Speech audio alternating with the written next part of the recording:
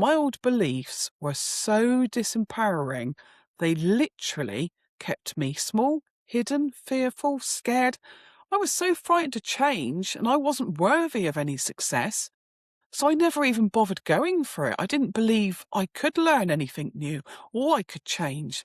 So I was playing the full victim mode for most of my life, to be honest, up until around 4 years ago, until I made that bold, brave step to change my life in every direction, because I had fallen to my knees. I was fed up moaning, complaining, struggling with a lack of money, never enough time to do the things I would love to do, let alone the money to be able to do them. And I thought that was my life forever, until I asked one question: who the hell am I, and what is life truly about? Because once you can see the patterns, you can rewrite them, you can change them. You can't change what you're not aware of. For me, one of the biggest shifts was actually realizing that my thoughts weren't facts. They weren't truth. Just because my mind told me something didn't make it true. If thinking I was capable, I was. If I felt I wasn't, I wasn't. But I got to choose. I didn't have to stay in the unworthiness of believing everything my mind was bringing up.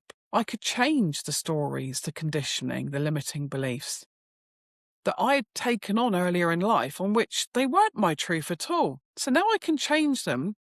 I can actually empower myself and change my whole perspective of life, which I have. And I don't accept those negative thoughts anymore. I simply flip them. I now hear them. And I immediately start to question them. Before, I just listened and thought it was who I was. Actually, the biggest lies I ever heard about myself were often my own thoughts, which would love to be on full repeat every hour, every day of the minute, every day, and become my entire reality. So if you take just one thing away from today's video, let it be this: you do not have to believe every thought you think that pops up in your mind. And you certainly don't have to build your life around them.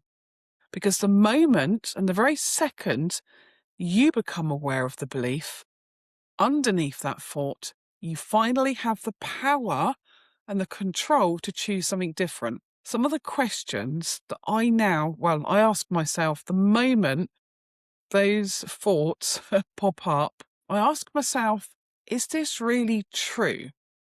Does this really help me now? Does this put me forward? And what new belief would actually help me reach that goal that I'm after faster? I then often repeat that new belief, and I will keep that in my mind. I'll write it out daily.